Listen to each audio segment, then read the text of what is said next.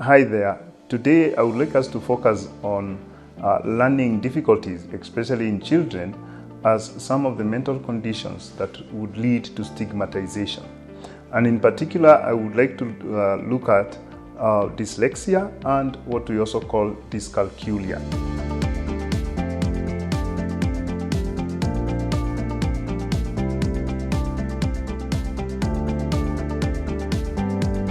Dyslexia is a condition whereby a child will have difficulties in reading. This means that they can learn, and in all learning difficulties, children can always learn. They only maybe need more assistance in learning, or they need more attention than an average child.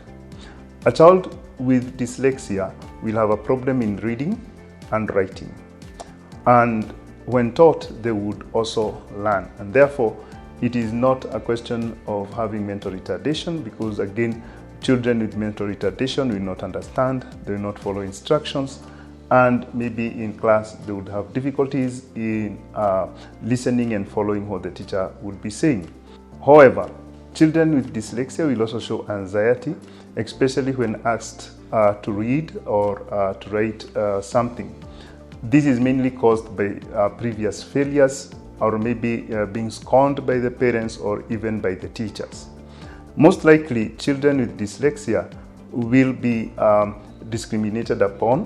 One of them would be like they would be set aside in school, they would be called names, teachers maybe would emphasize on their positions, and they would also have a problem with their families, whereby family members would be wondering what is wrong with their child and how they can help this child.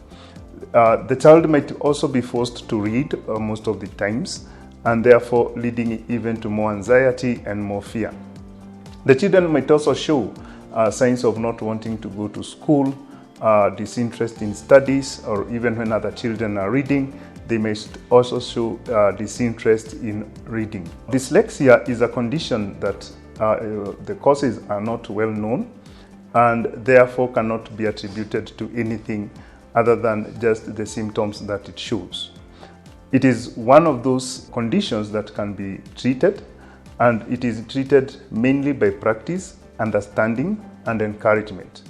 For a parent who has got a child with dyslexia, you will start by rewarding the child, by being patient with the child, and accepting the child despite their condition. And with time, this condition can be overcome, and people with dyslexia have also been known to do well in their studies. Some go up to the university level, and they will even be at times better than just an average person.